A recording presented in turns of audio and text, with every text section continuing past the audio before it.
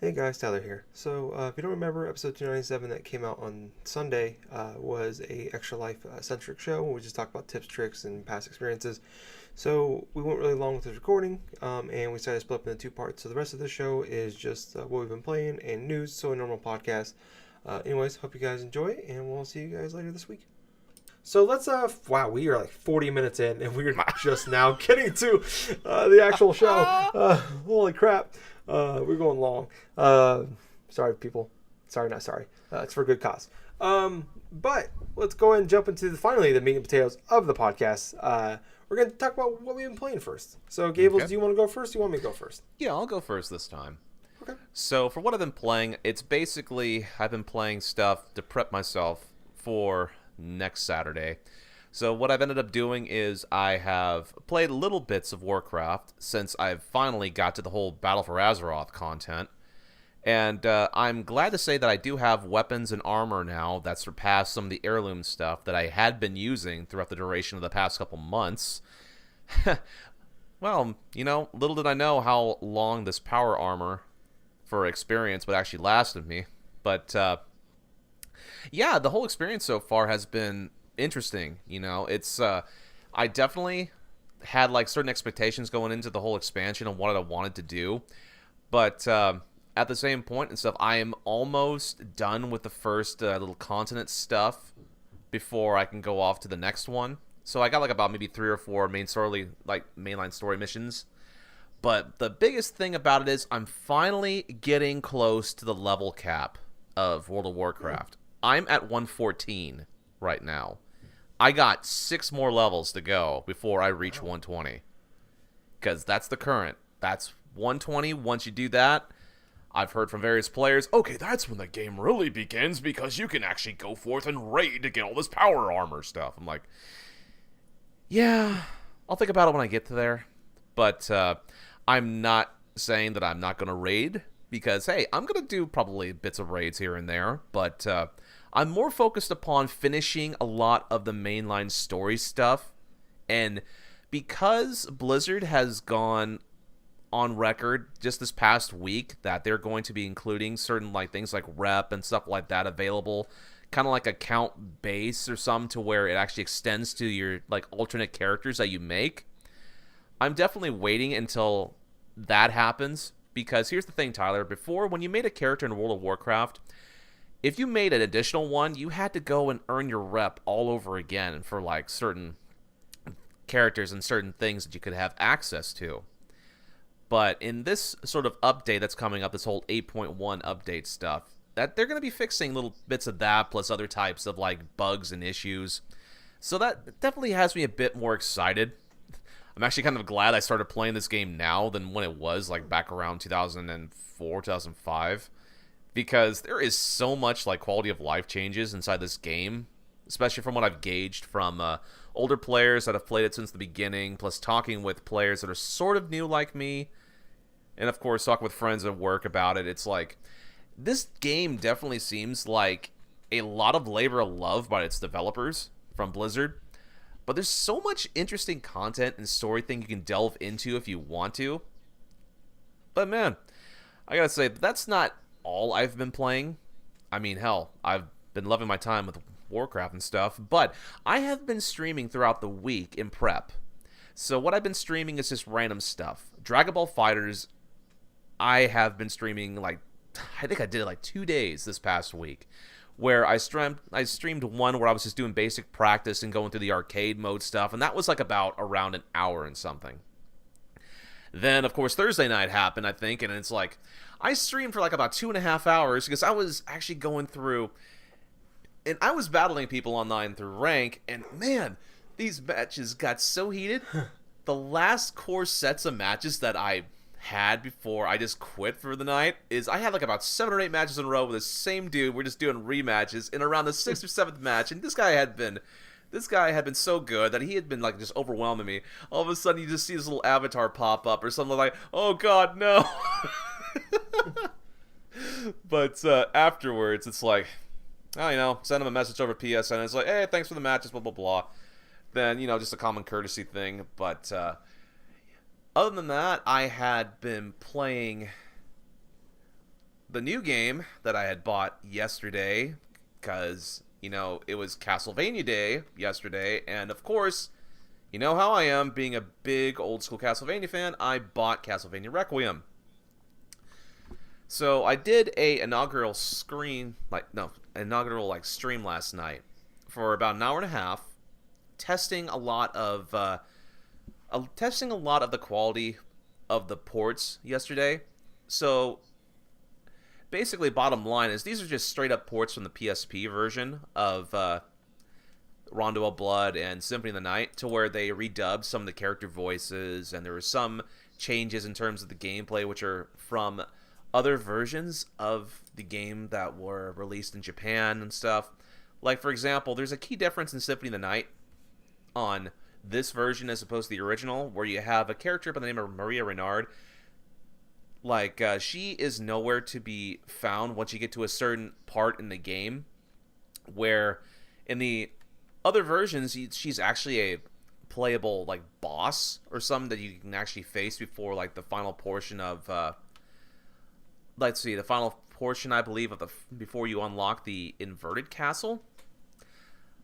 But, yes, going through playing, like, Rondo of Blood, the music is fantastic. The graphics, they don't look like they've been compromised too much at all, from my personal opinion. Of course, there are options where you can actually manipulate how full the screen looks, how the display. There's actually a CRT scan line freaking option for the games, which that's a cool touch. But I don't really go for that type of option because I kind of like my sprites looking a bit crisp. But yeah, from the gameplay and everything else, nothing really seems to be compromised. I know there were people on Twitter that were going on about the redubbing for Symphony of the Night, because of the traditional horrible dubbing dialogue that was in the original game. But you know what? Even back when this compilation released on the PSP for the Dracula X Chronicles, I still had a blast playing through them, and I beat both games multiple times on the PSP and Vita, respectively. So having this type of version just available on the PS4 and just playing it whenever I like, it's definitely been an awesome time. Let's see. But I think I got the most kicks out of reading the trophy list for this game. Because back before then, it's like, I would have killed to have trophy options for this game, for Symphony of the Night and for Rondo. On the Xbox version of the arcade, I had literally 11 out of 12 achievements for Symphony of the Night, and the only one I missed was to go through the complete regular castle and inverted castle as Richter Belmont, which he's like one of those unlockable characters once you beat the game. But anyway, there was just some that were just so funny and just so pun things. Like, there's one that's called the Full Belmonte, which is basically unlocking 100% of Rondo of Blood. And then there's a trophy inside Symphony of the Night where it's just take it from that one movie, you're tearing me apart, Lisa. And that one is when the part of the game you don't succumb to the succubus's spell and stuff when you face off and beat the succubus boss inside Symphony of the Night. But yeah, it's definitely worth a purchase for those of you who have heard about these games, have maybe wanted to try out these games, since there's been so many of them that have released this past year that are so similar. For example, if you've played games like Celeste, or you play games like Dead Cells or this and that, a lot of those games definitely owe a bit to games like Super Metroid and Castlevania Symphony of the Night. So I would recommend, this is a full thumbs up by me. Go ahead, buy this game. It's $20 on PSN as of this moment. Not sure if it's coming to other platforms, which honestly I think probably will eventually, because it's Konami and they like money. It's one of Sony's studios actually is one that did this port. Right. So I don't think it will probably. I think it might come to PC, but I don't see it coming to Xbox. Yeah. Or yeah, Switch. I know what you mean, man. I mean, that's definitely something on off chance or something, but it's always that little bit of hope or something you want it on a different system. I was kind of pissed when it was just PS4 only, because I was severely hoping that this game was going to be fucking on Switch, because that would have been amazing. But hey, beggars can't be choosers. But anyway, that's pretty much all I've been playing for this week. What about you, Tyler? I've been playing. I jumped back into after going through Vampire and all that. I jumped back into Assassin's Creed Odyssey. I am now, I think, probably about 16, 17 hours into this game. It was funny. I was Justin and I went and watched the new Halloween theaters on Sunday, and actually a very good movie, by the way, people. And afterwards we were talking about this game, and he was talking about the fact that you can pay $10 and you can get the experience boosts, and it's like it like kind of he makes them want to play the game, which and a lot of people do, and I understand completely. Is like it feels like they're like, did they like cut down the experience points you earn to make you buy this, or how's this all working and everything? And I've been playing through this game. Like I said, I'm 16, 17 hours in. I'm at level 20, and it like the more I'm playing of it, the more I'm just like, they're really, the whole experience point stuff and the leveling and the RPG elements is just really kind of pointless. Like it feels like it doesn't need to be there, because, and one major reason is, and this has kind of been I've seen back and forth online and on listening to podcasts and stuff, is the talk of level scaling in this game. If people don't know what that is, or you haven't heard about it, the enemies in the game level up with you. Yes, so that's sort of the same thing in World of Warcraft currently. But yeah, go on. Okay. I didn't know they did it too. But so in like in most RPGs you play or have games with leveling systems, every area, like the enemies and everything around there stays the same level even as you progress. So like you go back to like the starting town or area of the game, and you're level 32 now. They're all still level 3 or 4. In this game, they are always constantly, no matter where you are or what you're doing, they're always within a couple levels, or at the same level, or maybe a little bit above you, or a couple levels below you. Okay. Is there like have you noticed? Sorry. Have you noticed like any type of, say, like a level cap for like a specific area? Because it's like there are some things in World of Warcraft where it's like the enemies do scale level wise with you, but there are some areas that it can only go past like a certain extent. Like say the cap is like level 30 at one area, or the cap is like 60 or 80 in another. Have you run across anything like that yet in Odyssey? I haven't, but I know for a fact there isn't a level cap. So you could be level 50. Wow. Level 50 is the level cap in this game. And you could be level 50, go back to the starting area of the game, and they could be level 48, 49, or whatever. Oh my god. So, yeah. And I know like games like Borderlands has done that in the past when they do updates or DLC, they'll boost up areas around you, but they will cap them. So when they raise the level cap, they'll raise the level cap of the enemies, but they still are capped up at a lower, like, so like your level cap is 30, but the level cap for the enemies in this area is 22. So I've heard of games in the past do that. Now I kind of understand why people kind of find that as pointless, because the whole point of an RPG, if you're going to go through that, it's got to be to some extent to where you can actually go forth and actually just take out certain enemies just like that, just to show some bit of progress or some feeling of power that you have while going through like earlier areas, because early RPGs did that to where there were some enemies that would only be like around level 8 to level 10 or something like that. But once you got past that threshold into the next area and you got stuff and then return back to the old area, at least you were able to like 1 or 2 hit kill or something like that enemies that were pretty much chump change. But at that point in Assassin's Creed Odyssey, it's like, why not just in that point just take out the freaking RPG stuff in general and just like have a specific sort of like set thing, because that doesn't make any lick of sense. Yeah, and that's kind of where I'm at. Where I know like some people have like they're defending it. Oh, like it's kind of great because if you get too OP, then you can just plow through the game. But that's kind of what you do in RPGs. Like it's supposed to be like small beginnings, and then by the end of the game, you're a badass. Like that's what you do in RPGs. That's true. But at the same point, Tyler, it kind of reminds me of how Paper Mario Sticker Star was, where it's I was gonna actually eventually segue into Paper Mario. Because Paper Mario Sticker here's Stars. the thing, Paper Mario Sticker Star and Assassin's Creed Odyssey share one commonality.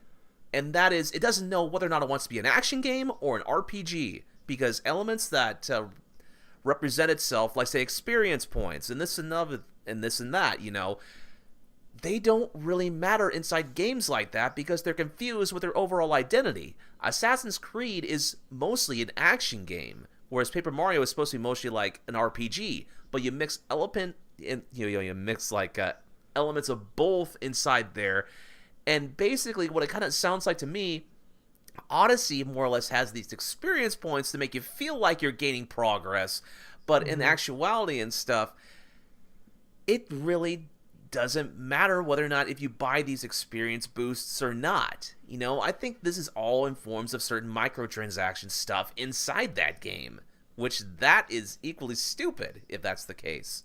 I'm not saying that it is, but it's like, it's definitely just like, just having me like double think upon it, because that's vaguely familiar how my experience was with Paper Mario Sticker Star, to where I'm battling enemies, I'm earning experience points, but it was much more beneficial just to skip the RPG stuff in general and just go with the next option, then the next area, beat the boss with a specific sticker, and then just move on.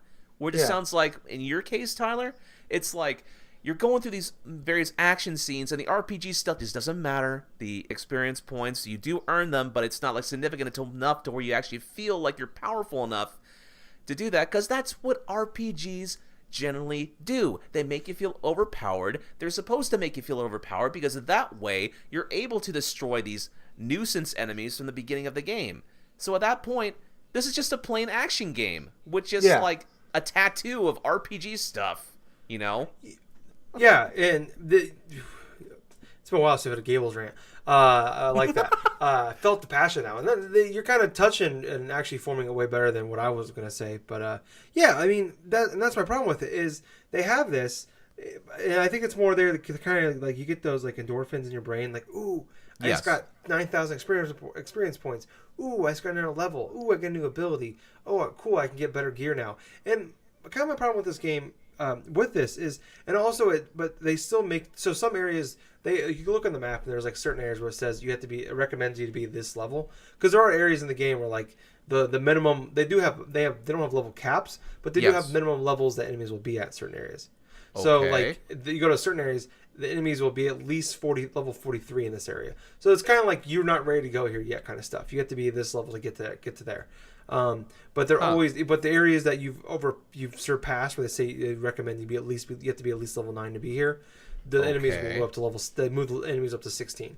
So they're kind of like one, they're kicking it too, and then also you have to be like to do missions in these games. You have to be at a certain level to do them. So like I'm at level 20, and the missions the story missions I'm at now, you have to be at least level 18 to do, or you have to be within 2 levels to do it. So if it's level 18 is what they recommend, you have to be at least level 16 to do it. So they're still enforcing these levels to be at, but they don't really make sense for the rest of the game. That's very arbitrary. I don't understand that. Instead of like the level restrictions in that certain scenario, why not just introduce certain enemy types that you can't go past unless you need like a certain power up or a certain item and stuff? That would make a lot better sense than to say a random level. You know? And it's like, I can't believe saying this, but Destiny, like, people get a lot of crap and like what the content of it, like they nailed. I think they're really good at the leveling and the gear and all that. They've done a really good job of that. Right. In this game, like, and my problem with this game, and maybe it's an issue in other games too, like with RPG style games, is that I don't feel like I'm getting better at the game. I'm just getting better gear. And like, so I'm still playing it the same way. I'm just my gear is getting more powerful. I see. But I'm not. But so like in other Assassin's Creed games, like there's no RPG mechanics. There's nothing like that. You just get better at the game as you progress it, and that's how a lot of games are. They don't have like before. They don't have RPG mechanics like leveling like mechanics. Is you're just like like Resident Evil. You just got better at the game as you played it. Assassin's Creed, you fought different enemies. You just got better as you play it, like you do most games. In this game, it's just like I haven't changed my fighting style. I haven't done like I've learned a few things to help me get better, but I've been using that same fighting style for like 10 hours, and like I don't feel like I'm better at the game. I just I got gear to keep me on pace with the other enemies, which Hmm. has kind of made and you do a lot of combat in this game, and it's not nearly as bad as Vampire. Like Vampire's combat Right, was right. just broken and bad and not fun at all. And this combat is fairly fun, but it's just I feel like it's very formulaic at this point where I'm just kind of rinse, wash, repeat, and you do a lot of combat in this game, and it's not overly fun. Like everything else about this game, it is compared to a lot of ways in a Vampire, where like Cassandra is quickly turning into one of the coolest characters in the Assassin's Creed franchise. Like I Right. love Cassandra; she is an awesome character, and the side missions that you do are really really cool, and the characters in the game are great. I'm really enjoying all that, but it's just like as I'm playing it, I'm just like I feel like you're forcing these mechanics on me that don't really make sense. Like, Yeah. and I defended it to Justin at the beginning of the week about the XP boost, and like I don't think you really need it. Like, if you're enjoying the game, you should just play it anyways. But like the more I'm getting to it, like and this was my issue with the Origins last year was there was a lot of problems with Origins. Like Origins, the Bayek was a terrible character. Egypt just did not translate well. But they also had the same thing where like they had I was getting so frustrated where I was 22 hours in the game. I was like level 16 or 17, and I couldn't get to the next story mission until I got to like level 19 or 20. And I'm just like forced to do these crappy side missions that I don't want to do to play the story. And I just eventually gave up playing it. And I've kind of seen some of that in this game, but everything else but the game is better, except for it still has that one issue where like I'm struggling to keep pace with the game. I'll admit right now, I broke down after about 11 hours, and I paid the $10 to get the XP boost because I was getting Wow. frustrated because I'm liking this game so much, and I want to keep playing it, and I want to stay because Right. like I'm picking up side missions that I can't play, and I want to do the side missions, but I'm too low level, and like everything that I defended to Justin last week, I had to go back on. Like as I got deeper into the game, it's like I'm 11 hours in this game. I'm at level 8, and I'm picking up missions that like are 10 or 11. My next story mission's 4 levels out, but unlike Origins, I'm really liking everything about this game. I'm really liking Cassandra. Like I said, I'm liking the story. I'm liking where this Yeah. game is going, and Greece is a beautiful world. They made this great with open, beautiful world, Right, cool right. settings, cool things to climb. They brought back and not just kind of like half-assed brought back. They fully brought back boat battles. So it's like I want to keep playing this game, but this RPG mechanic is just like the more I'm getting into it, it's really hindering my enjoyment of this game because I Right. keep thinking about it and it's frustrating me. Uh, and that's like everything about this game is great, except for that one mechanic is just I think awful, and it's really just to me it doesn't need to be there. And I'm now like I said I've been defending it for the first few weeks that game's been out, and now I've gotten deeper into it. Like it's not it really I think it might be a problem because like I said I was doing side stuff.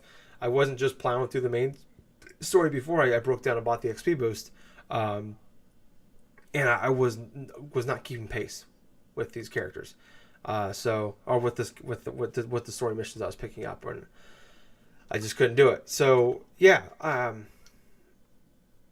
don't know. I really don't know how they've kind of wrapped it up with a bow. I'm gonna keep playing it, but it's just like it's like it takes me. I almost gotta like force myself to start playing, but once I start playing it, I just don't want to stop. But it's just like I'll go like 2 days without playing it because it's just like it just frustrates me so much. But then I get in that world, and I'm like, oh my god, this is Now you know amazing. why the XP boosts are there now. Yeah, like Like Ubisoft knew how those mechanics would work out, and it's like, okay, maybe we can frustrate enough players or something like that. Let's see if they'll spend an extra $10 to get this EXP boost to get to their mission points that they want. Yeah, It's like that's what and it like I sounds said, like to me. I was at 11. I was at 11 or 12 hours into the game. I was level like 8 or 9, and I am 16 or 17 hours in. So I played 5 or 6 more hours, and I'm already at level 20. Wow. So yeah, I've gotten more hours. In 5 hours, I went up 11 hours. Where in the first 11, 12 hours I played, I got 9 levels. So, Mm. so yeah, so you can kind of see where that's going. I mean, one, you get the boost, but now I'm actually keeping pace with these missions. Oh god, at least it's a lot better than what I would do, like say for freaking like Warcraft for some days. It's like there are some days you can spend like 2 or 3 hours playing the game, you get like one level, and there's like another where it's like there's another if there's like certain like heirloom items that I have that increase percentage, or if you're rested in an inn for like so much and you get so much percentage, and it's like okay, maybe it'll be like 2 or 3 in one day or something like that. Yeah. But then again, that's just how that game is structured, to where if you have the right amount of stuff, you can actually earn bits of like experience through certain aspects too. Like if you get specific items to use, or if you have specific armor or whatever. But it also that game also sort of has like a element to where you can pay for like certain microtransactions. Like you have instances like say like a WoW token that you can buy and sell in the auction house to get like a specific amount of like gold or something, which that has helped me once because I did break down and buy one for $20, and it sort of had a similar experience to what you had with Assassin's Creed Odyssey here, Tyler, where it's like got to a point where there was a lot of items that I could be getting and make my experience a lot better if I actually spent the microtransaction and then just go through and just get all this gold. And when I did that, it actually made the game a lot more like easier for me to actually go for and enjoy. And thinking about it now and thinking about your experience right now, it's like, oh my god. It's like, why the fuck? In this modern day, it's like these companies know what the fuck they're doing in terms of like structuring their games. How they know exactly what's going to trigger some like a gamer to go forth and spend that extra money on top of whatever they've paid for this game initially.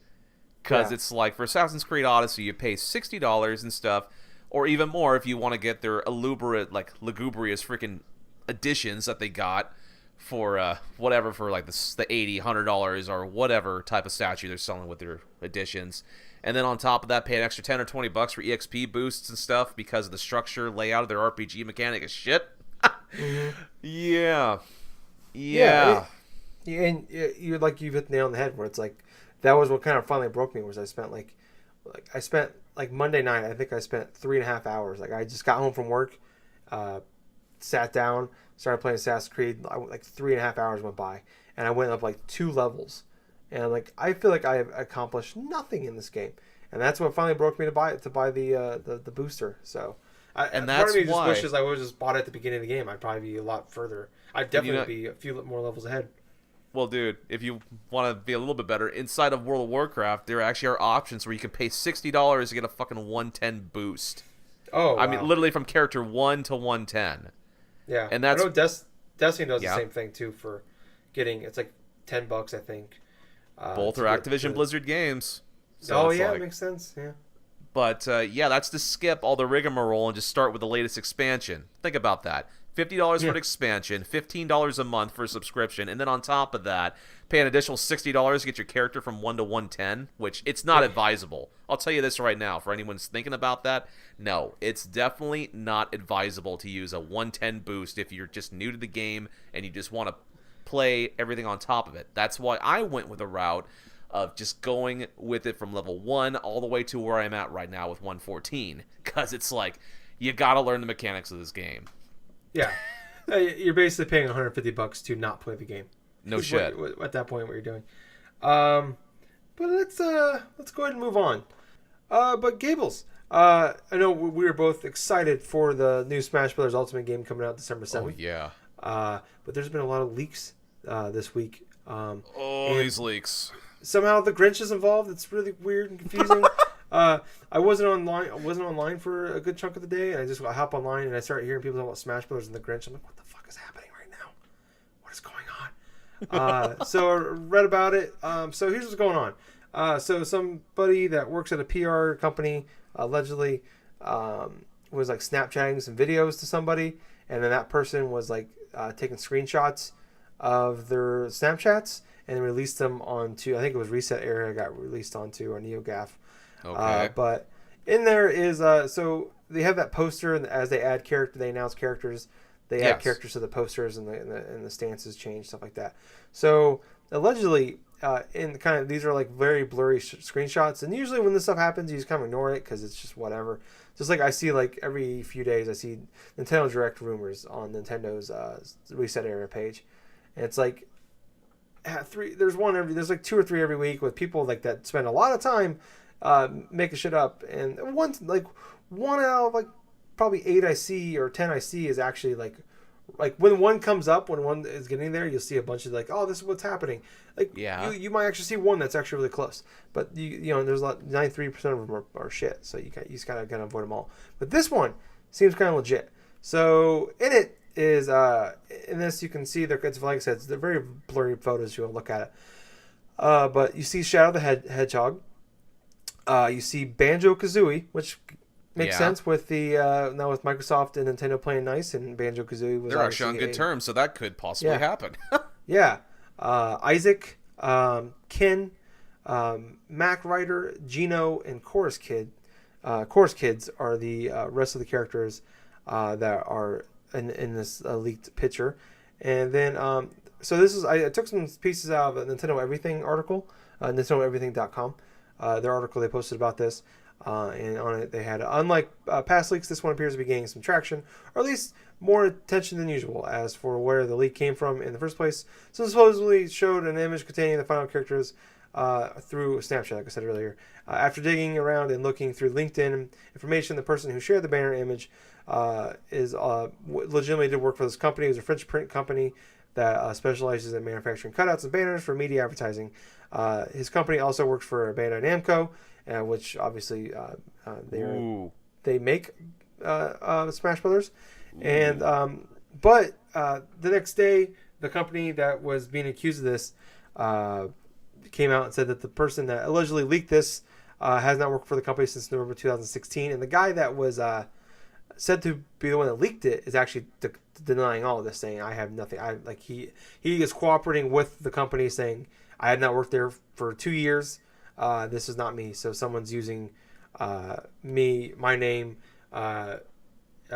in basically kind of throwing him under the bus and framing him for this. Which Interesting. Doesn't really matter since he hasn't worked there for 2 years, so they can't really do anything to him. But kind of what's adding a little more credibility to the leak is that in the pictures you can see promotional material for the Grinch, and there's also some clips in there. The leaker reportedly located in France.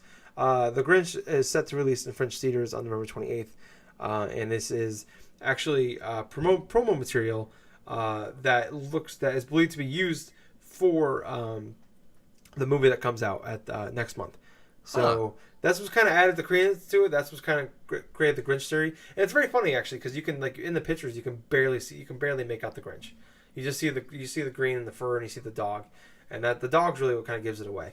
That what kind of brings it. Oh, that's the Grinch.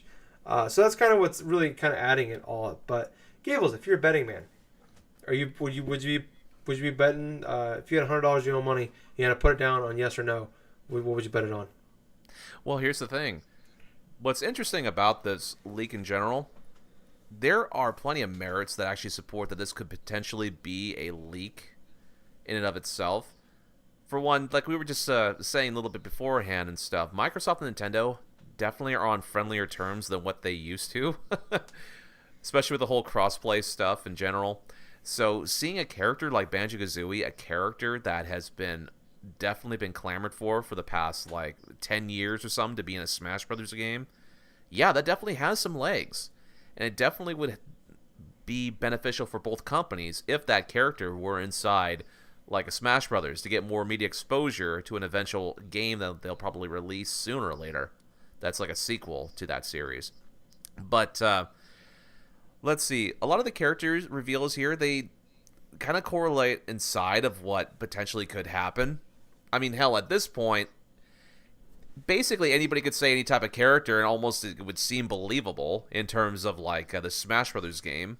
Only because we've seen so many big major character reveals, big third-party characters revealed. Like, it would basically be no surprise if we saw characters, say, like Shadow the Hedgehog or Ken Masters or something from Street Fighter.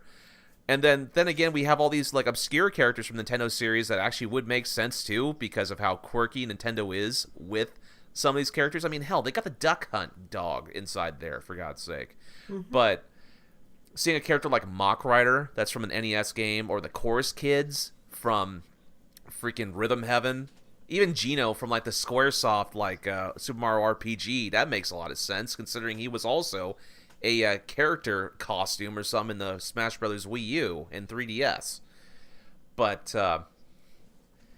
as far as the credibility of this leak is, I would probably give, like, if I was a betting man, if I had a bet on this game, like this leak, I would probably bet like about maybe 75 of the 100, only because that the characters are definitely in line to what I would think could potentially happen. A lot of the story in the background right here for like the company and other stuff, the French printing company and the advertisements and stuff, that definitely, from what I saw, looked like a legitimate banner for Smash Brothers. But at the same point and stuff, it kind of makes me wonder like how easy it is to go forth and like have that banner going. But I'm banking on that banner being real. But the whole aspect of this dude not working for this company for like 2 years or something like that, I think it's basically for that French like print company or something getting a lot of earful, possibly from Bandai Namco at this point, because of those fucking leaks gaining traction and stuff. So they're trying to distance themselves for whatever it takes and stuff, not to like lose any type of like working relationship with freaking Bandai Namco. That's what I'm assuming. That's not what potentially may have happened. For all I know, this guy's identity could have been freaking like compromised or something like that, and they're using his name to print all these stupid shit. But you know what it also could be? It could be some current employee that's using that past employee's freaking thing as well. So this is a complicated matter, and because of that, that's why there's like a hint of doubt in the back of my mind that this potential Smash Brothers leak is actually legitimate, because this is just two randomly crazy off the wall things that are going on at the same time. It's like, conveniently, this guy has not worked for this company for 2 years. Some other dude's like using his identity to leak. It's from like a Snapchat, like somebody was photographing someone doing like a Snapchat thing, and it's like, God, there's just too many variables to where it could potentially be fake. But at the same time, the banner, the whole advertisement things around that general time frame in like Germany and stuff makes sense, because it would be like a like a month or some away from the actual launch inside that country, and it's like, God. So yeah, I'd do like a 75 out of 100 chance. Okay. I want to say if they're fake, and I want to say that with one phrase rather. Right. Wah. No WaLuigi. Give me WaLuigi or give me death.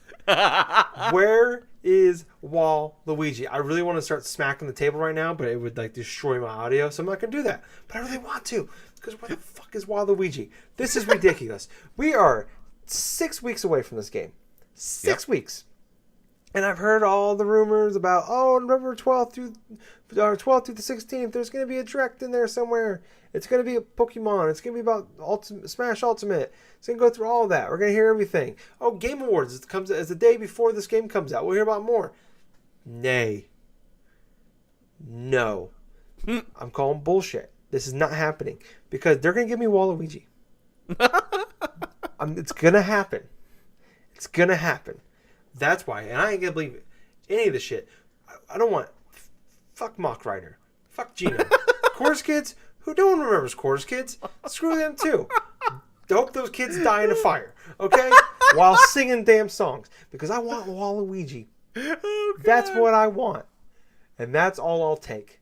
Oh my God. Just hearing you cross into like a fanboy territory. It's just fucking hilarious.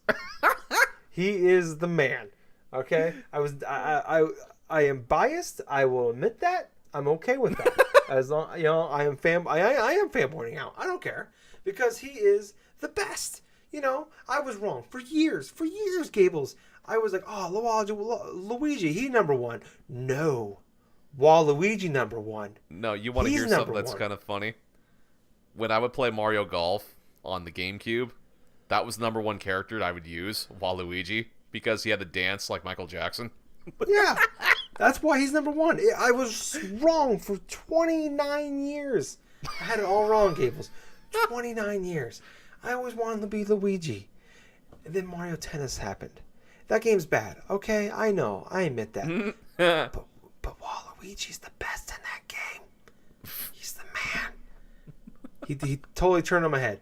You know what? I want Waluigi in Smash Brothers more than I want Captain Toad too. Okay? Oh no. That's how bad I want Waluigi. I will sacrifice Captain Toad Treasure Tracker number 2. Okay? Give me Waluigi and Smash Brothers Ultimate, or give me death. So boom. That's where I'm at. Shadow can definitely die in a fire because he's. So yeah. Oh, God. Yeah, Waluigi number 1. But moving on. Before I break my computer. Going away from Nintendo topics here, going on to PlayStation topics. We had a couple here. Right. So we talked about, I think it was last week or 2 weeks ago, PlayStation announced that name changes are happening, will be happening soon. There's a beta that just started, and it goes through the end of the month, or end of November, that you could be in. You could change your name. And I didn't get the access, which I'm kind of glad I didn't now. But it's going to eventually, it's fully going to go out to everybody publicly on April 1st, 2019. But they have kind of went over, they said there potentially be issues with changing your name. And now they've started outlining some of those issues. And this is from the PlayStation blog itself. According to users in the beta, though, an attached disclaimer warns that players are warned that they could lose lots of information associated with their account, including DLC purchases and save games. Now, all games and applications support the online ID change feature, so players who use it may lose access to content, including virtual currency, game progress like save game data, leaderboard data, and trophy progress. It also notes that some games might not function properly, even offline, and your prior ID could remain visible to other players in some situations. If you run into issues with the change, according to the users, you can revert back to your original username at no additional fee, but they are not guaranteeing that it will resolve the problems, including getting back purchased games. So my question is, why the fuck would anybody want to do this? You must really hate your name to do this. Like, you must be butt anal 69420 or something. I don't know. That's Long Dong Silver. You know what? That's a fantastic name. I would not change that. That is awesome. That is It's an actual PSN name. Check it out. Is it? I was gonna be mine if it wasn't already taken. So that's a good one, Gables. Good one. Good one. That's almost as good as Waluigi being in Smash Bros. Ultimate. That's how good that is. But yeah, why? Unless you just don't care about those your games, but cool, I changed my name so people can have a better name now. Oh, I can't play any games because I don't own them anymore. Wow. Like, I know it's like potentially they got to cover all their bases because, if this happens without being warned, you're looking at some issues here. Man. Is that worth the risk? Is your name that bad to change to worth like losing everything on your PlayStation? In my personal opinion, that's not worth it at all because it looks like you lose a lot in terms of trying to even attempt to change your name. So yeah, people must really hate some of their usernames if they freaking want to go through and agree with that set of options. It's like, man, losing experience, losing like type of like a progress or trophies, losing like privileges in terms of like download stuff. I mean, for years, PlayStation gamers have been wanting to change their gamer tags, and now when we finally get the chance to, it's basically with a lot of drawback. Mm-hmm. So that is definitely a kick in the pants by Sony Entertainment. I will change my PSN name if you can guarantee me I'll lose access to Pitter Pot on PlayStation 4. Then I'll do it. But until then, until they can guarantee me that, and they can also guarantee I'm not going to lose anything else, I'm not doing it. I don't know. This just seems like a big risk for a name change. Unless if you're Long Dong Silver out there, bravo to you, buddy. But if you're anything else out there, it's bad or dumb, or like you were 15 when you made this account, now you're in your mid 20s, you're like, that was so stupid. But you don't want to give up all your purchases and your trophies. Precious trophies. I understand. But yeah, no, good on that. That sucks. But moving on to the other PlayStation topic that we have. So Sean Layden, who is the Sony Studios chairman, was on. I can't remember the name. They have a. He was on like PlayStation podcast that they do though, and he was talking about Medieval. We haven't heard about that game since Okay. last. What the fuck's that thing called? PlayStation Experience. Experience? PSX. Yeah. It was announced there. It was coming out in 2018. They said it was going to be 4K, 60 frames per second, and people were saying so he misquoted and he said it was a remaster. And he finally on this he said, "Hey, I misspoke. It's actually a remake built from the ground up." And there will be a trailer for it. Finally, getting to see gameplay because we haven't seen gameplay. We just saw a headline. We just saw the title, Medieval, 4K, 60 frames per second, 2018. That's all we got. Okay. Now we're gonna get the trailer for it on Halloween itself. So I think that's Wednesday. Oh, that's really appropriate. Yes. Yeah. So we'll get to see that. No other details other than that, but it's cool to see it's a remake. They're going to kind of give it the Spyro and the Crash treatment. It sounds like, but I remember playing Medieval back in the day when remember like Pizza Hut used to give those demo discs when you bought a pizza. Yeah. Like Oh, yeah. I used to play Medieval. I used to play that one level of Medieval that I was able to a lot back in the day because we didn't have a lot of games, so I just had a crap ton of demo discs, and that game wasn't very good back then, 20 years ago. It's the 20th anniversary this year. Is it just like a nostalgia thing for people? Like I just don't remember. I remember just not liking that game back in the day. But so I'm not. Oh, there's a good reason. Yeah, I'm sure.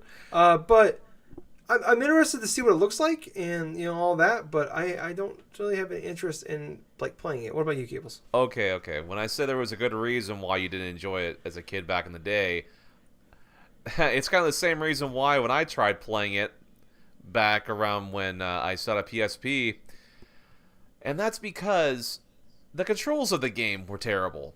Those games, for a 3D platformer, had some terrible tank controls, and that's just the thing. I'm all for playing this remake of Medieval, especially if they're building it from the ground up, as long as they change the control to a modern freaking platformer, I'm perfectly okay with it. Because here's the thing with Sir Daniel and everything else and stuff, that game has some charm to it, and there's definitely some great value inside the game like Medieval. However, gone are the days of these stupid tank controls before the dual analog sticks were basically put out and standardized. We don't have to go through and try to go through all directions with a D-pad anymore. That's what kind of ruined games for me, like say like Resident Evil back in the day, or like certain other games that use that particular type of method, because there's so much better control options than just say a standard like D-pad and just go and just turn, shoot, or turn and slash, or turn and evade, or whatever the hell. So yes, I would more likely love to see and play a Medieval game if the controls are completely revamped. But that's pretty much what I would think. Anyway, Okay. what do you think? No, I mean, like I said, like I'm not really interested in playing it, but I'm curious to see what it looks like. If it comes out and I'm hearing good things and it's at a fair price, then I'll maybe check it out. But yeah, that's kind of like I'm in the wait and see approach. But yeah, I guess like I said, wait and see.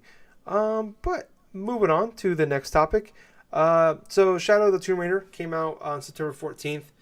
Came out to some pretty good reviews. It got a lot of mid 8s to low 9s. Yes. So I think it's like an 87, 88 on Metacritic overall.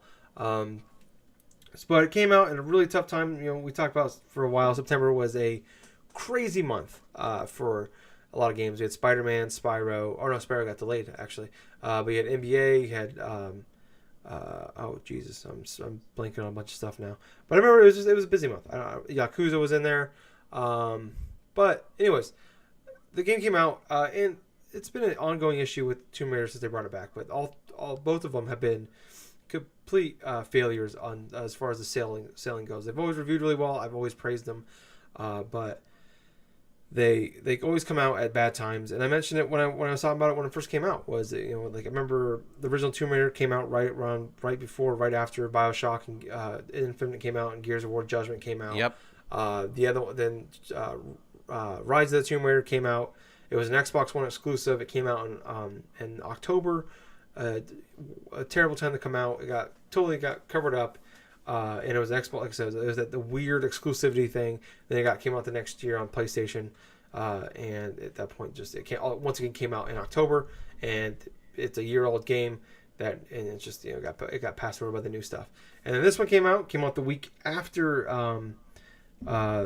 Spider-Man and also the Destiny expansion, Forsaken.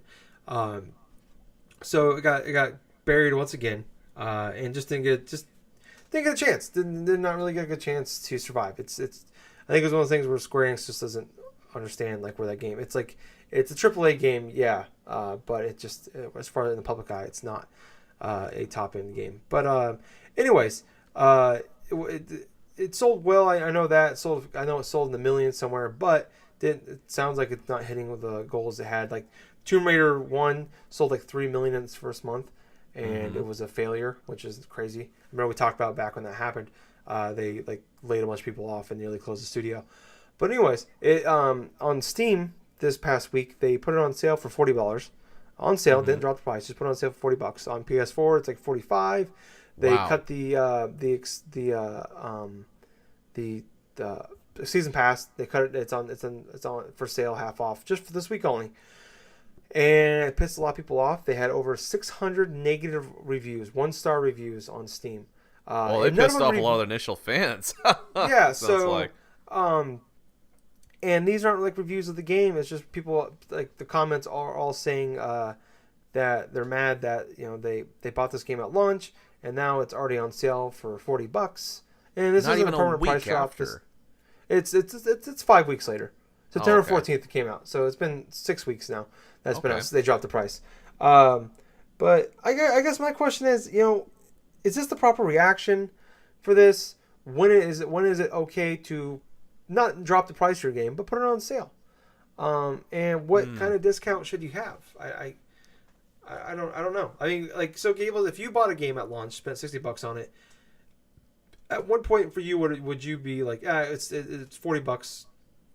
It's on sale for the PlayStation Plus deals of the week. It's $40. How far out would it have to be for you? Like, I don't care. It's fine. At least 5 or 6 months, personally. Wow. Okay. Well, that's the thing before is like I got a good range of like time that I could, because I've been how you mostly buy Nintendo games and stuff. They're normally $60 or something like that. I'm sort of conditioned to where it's like, okay, this game is not going to drop in price for a long time, so automatically I'm gonna think, okay, this thing's going to probably drop in price maybe 5 or 6 months down the line. But if I buy a $60 game and all of a sudden, like maybe a month or two later, it's half that, of course I'm going to be feeling angry about it, because it's like, I've just spent $60 for this game. I could have waited a couple of months or like a couple of weeks in this case and basically got it for like a $20 or $30 off or something like that. I mean, I can understand how people feel angry about it, but it's kind of telling that, what is it, Square Enix or something like that goes on and does a discount for this game so close, like after its launch, and this is like during the week that Red Dead Redemption 2 is releasing as well, so they wanted to try to at least get some form of sales of this game, knowing full well this game's going to be ignored, even though it's released back in like September, like you were just saying. It's pretty much looking like that maybe the sales for this game probably wasn't as high as expected, and now that they have the October season right there, it's basically over a month out, and now all of a sudden you have the next big game, Red Dead Redemption 2 out. Let's go and see if we can undercut some of that sales and get something back. And in terms of what they've ended up doing, unfortunately, is pissing off a lot of their fans in that regard. Because now it's like a negative press thing to where it's like, okay, now that you guys have like paid $60 and this and that, okay, now it's time just to go forth and like give the impression of, okay, maybe we were scammed or something like that. And it's definitely not a good picture all the way around. But in my personal opinion, that's pretty much the cutoff point for me, like 5 or 6 months. Okay. I see both ways. I lean on the opposite side, I guess, where, don't get me wrong, if like I bought this game yeah, I bought this game at launch, and then say a week after it dropped down Right. $40, I'd be like, what the fuck, Yeah, yeah. But 6 weeks out, the game isn't really in the minds of people anymore. There's bigger things. Like you said, there's bigger things out now. Call of Duty's out. Battlefield's coming out next month. There's a lot of stuff happening. Red Dead Redemption's out now. I guess I'm looking at like I want this game to succeed. I want this franchise to keep going. And I to me, I just want this game to make as much money as possible to succeed and be successful. Like I said, so I'm not really upset about it. Like I said, I bought it at launch. It's $40 now. It's not a big to me. It's not. I'm not really upset. I'm not upset actually really at all about it. Because one of the reasons you always pay a premium to be an early adopter. Right. You buy the iPhone at launch, the day it comes out, but then a couple months later it's $100 off. You buy a PS4 at launch, we paid $400 for it. Now a couple years later it's $300 or $250 now. Same with the Xbox One and Xbox One X. You're always gonna pay extra at the beginning. Like my TV I bought a year and a half ago, it was $1,200. Now I've seen it for like $600. It's part of the reason I bought it when I did was because it came out after Spider-Man, but I flew through Spider-Man, and I was ready for the next thing to play after Spider-Man. And if I would have bought that game, if I would have waited 2 months to play it in October and November when all the other games I want to play are coming out, I never would have got around to it. I probably would have ignored the game. So I knew the only time I was probably gonna play that game was playing it when it first came out. Right. And also I really want to play that game too. I mean, it's a combination of things, and it's $20. I'm not super upset, especially it's past money spent. That $20 that if I spent, I could have saved. I probably would have spent on Starbucks anyways. So it's better to spend it on this instead and go towards keeping this franchise afloat than Starbucks, who's doing perfectly fine. I'm not, like I said, I'm not upset about it. I guess I can understand why some people are upset about it. I just think the way people are reacting is completely the wrong way. Well, like, you guys like this game enough to buy it at launch, or you were interested in it enough to like this game at launch, and you just like them, like me. You want this game to be successful. Exactly. You might maybe of the 600 reviews, people legitimately didn't like that game that much, or they actually disliked it. But this game is not a 1 out of 10 at all. Like Pitterpot's a 1 out of 10. Shadow of the Tomb Raider is nothing like that. It's at worst a 7 out of 10. I think I can see, like, if you just like really sat down and looked at it and played it, it's no worse than that. It's a good game. It's just that the outrage of it is just like, it's stupid, and you're only hurting the game in the future because now people are gonna go look and they're gonna see those review scores. They're gonna see it's mostly negative. You just drove that game down. So I'm not saying it's gonna kill the franchise or anything like that, but you're not helping its cause. Right. And there's other ways to do it. You can go on Twitter and you can go talk to Square Enix directly. There's other ways to do it. You can just go on Reset Area, create a forum, and bitch on there. There's other ways to do it without directly. And I understand that you want to get their attention about how upset you are about it, but this is a short term. This is a 1 week sale, and those reviews are there forever. That's my main issue with it. And I'm not. I can understand the waiting. 5-6 months. Like, I get that completely. Like God of War just dropped its price down. The game came out in April, and it's spent 6 months, and now it's $40 permanently. Detroit Become Human came out in May, and now it's $40 permanently. So it's 5 months. So nice. That's those are permanent. Those aren't just a 1 week sale. So yeah, I don't know. It upset me to see that, especially for a game I like a lot.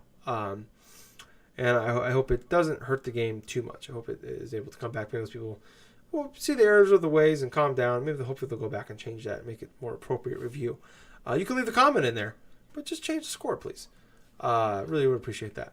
And that's one reason why you can always, when you go to Metacritic, you can just avoid the user reviews, because they're pretty much either like too. 10 out of 10s or 1 out of 10s. There's no, you don't go on there and see a lot of 6 out of 10s or 7 out of 10s or 8 out of 10s. Oh no, it's one polar opposite of the other. Just like you go on Amazon or anything else. But I think we have one topic left, and I almost forgot it, and I can't believe it. It is my favorite topic of the month. It is NPDs for September. Gables, you want to guess what game from September is the highest selling game of that month? Okay, for September, I'm thinking about it for a moment. We just mentioned it. Shadow of the Tomb Raider? Nope. We mentioned it while talking about Shadow of the Tomb Raider. I mentioned it. Oh, okay. Then let's see if I've actually paid attention during that. Came out September 7th. September 7th, so... It was a good day. Oh, yeah, it was a good day for you. Okay, I know you just mentioned this shit, but, oh, God. Now I'm still thinking, what just released in the past September? It's harder because I didn't actually purchase a lot of major games, like, for this past year. It's a Marvel game. Oh, Spider-Man. Yeah. God bless it. Yeah, I almost man. freaking just... But, yeah, okay, so Spider-Man is definitely on this list. Yeah, number one. And so I thought this was kind of odd when I saw this, and I read the article, that the sales for this go through. It's not just September, 1 through 30. It actually went all the way through October 6th. Wow. So there's 2 games that came out in early October that are on this list as well for September NPDs, which I've seen in the past before. Like I've seen games that came out early in the next month be on the NPDs, which always confused me. I just didn't realize it goes a few days out until now finally. But not only that, but Spider-Man is the highest selling PlayStation exclusive game of all time. Wow. Well, not all time. I should, but the first first week sales, all time. Blew 37% higher than God of War. God of War was the new record holder, and now Spider-Man flew right past. Obviously, Spider-Man's a much bigger IP than God of War is. But yeah, so Spider-Man's number 1. But I'm gonna count down the rest of the way. So number 20 is Minecraft, still out there, fucking clanging and banging. 19, Breath of the Wild. 18, Mario Odyssey. 17, Jeez. Crash Bandicoot Insane Trilogy. 16, Rainbow Six Siege. 15, Naruto to Boruto Shinobi Striker. 14, Mario Kart 8. 13, GTA 5. Finally, GTA 5 is falling out of that top 10 list. Top 5 list, actually. Wow. 12, WWE 2K19. Die. I hope it doesn't never see the NPD list ever again. Number 11, Dragon Quest 11. Works out. Number 10, NHL 19. 9, Super Mario Party, one of the October games I was talking about. Came out October 5th. This list ended on October 6th. And this game came out on October 5th. And it was number 9 for that month. Wow. Yeah. Number 8, Destiny 2, which, like I said in the last topic, we had the Forsaken DLC, which oddly enough, you can now, they were selling it for $60. Had all of the previous DLC, the main game, and Forsaken was $60. Now you can buy all that for $40. So that's another game that was permanently price dropped, and no one went on and bitch about that one. I'm just being defensive about Shadow of the Tomb Raider. Number 7, Forza Horizon 4, which is impressive for a game that's on Game Pass. Number 6, Madden 19. Number 5, speaking of, Shadow of the Tomb Raider. Number 4, FIFA 19. Number 3, once again, this game was on the list for one day, Assassin's Creed Odyssey. And number 2, NBA 2K19. Number 1, like I said, Spider-Man. So we are now getting into the big season of big games coming out. So you're starting to see a lot of those games. Like, it seemed like every month, GTA 5 was in the top 5. Mario Kart 8, Odyssey, and Breath of the Wild were always in the top 10 or near that top 10 list. Now they're barely hanging into the top 20 list. Wow. So, you're looking at a lot of the newbies: Spider-Man, NBA 2K19, Assassin's Creed Odyssey, FIFA 19, Shadow of the Tomb Raider, and Madden NFL 19, Forza Horizon 4, Destiny 2, Forsaken, Mario Party, NHL 19, Dragon Quest 11, WWE 2K19. All of those games came out since in the last 2 months, and now they're all in the top 12. So they're pushing all those out there. Oddly enough, Minecraft making its way back into the top 20 was weird. I don't know if there's an update or sale for that or what. But anything kind of sticking out to you on that one, Gables? Well, there's 2 things. One, Assassin's Creed Odyssey in one day, making it to within the top 5. Number 3. Number 3 on that list. That's just crazy, considering everything else around the game. But it's oh boy, it's that. I guess people are really craving for a new Assassin's Creed game. That's just nuts. But the other major surprise is Super Mario Party. That damn game, like, also being on the MPD top, the tops in that MPD list, that's just crazy. Because that was basically, from what I've been reading and what else I've been hearing about, people had some interest in playing this game. Mm-hmm. But, it's definitely one of those games and stuff where I've heard, like, mixed things about it, but it definitely was saleable. Holy crap. It's cool about that. With I think it helps, with the Switch. Everybody's wanting game now. People want to play Nintendo games and want to play the Switch. Yep. And they kind of went back to the drawing board with Mario Party on this one, and kind of came back, and this is what we got. And I was talking to Justin about it, and he said that playing with people, it's like an 8.5 out of 10. Playing by yourself is like a 7.5 out of 10, which makes sense. But and I talked to a couple people at work that also bought the game, and they're absolutely loving it too. So yeah, it's I'm glad to hear that. I've talked about it in the past. Like I really want to go there. And from a nostalgia standpoint, really too, go back and I want to buy that and play it. So hoping maybe like it's a Black Friday thing. You can get that. I hope so too. But, that'd be nice. Yeah, but yeah, no, it's cool to see that with one day on the list being number 9. Destiny 2 jumping up there at number 8. Obviously, that game. I remember like buying games on Best Buy, and for every game you bought, they gave you a free copy of Destiny 2.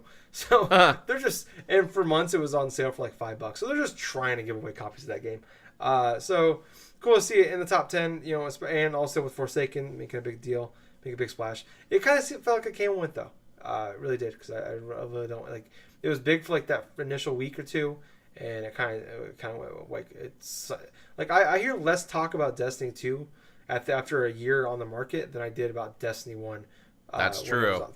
Two at this point, like Destiny was talked about as if it was basically like a brand new game 1 year out, and Destiny 2 is just like it's around, it's there I guess in the background. But Forza Horizon 4 at number 7, that game was really cool. I put a few hours into it. I actually played a little bit more of it today. The game was really cool, but to see it at number 7, that's number 7 for a game that you can play on Game Pass. So that people are still like, it's showing that. I'm wondering how big it is on Game Pass, like how big of a thing it's taking off. I imagine they're supporting it really well and advertising it, so I'm assuming it's working out really well for them.